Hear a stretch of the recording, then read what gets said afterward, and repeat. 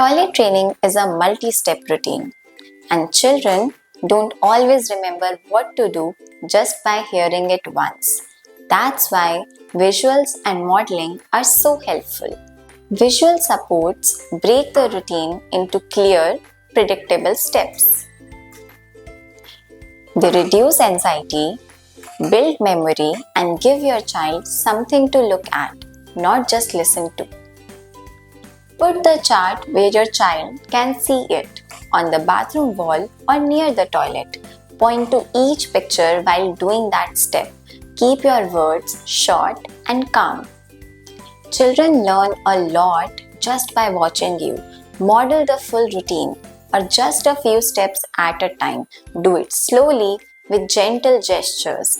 Pause before and after each step so that they can take it in. If your child feels overwhelmed, show just one step. Use a single picture card for that step. Once they are comfortable, add the next step. We have included both tissue and water-based cleaning visuals, so you can use what fits your home and culture best.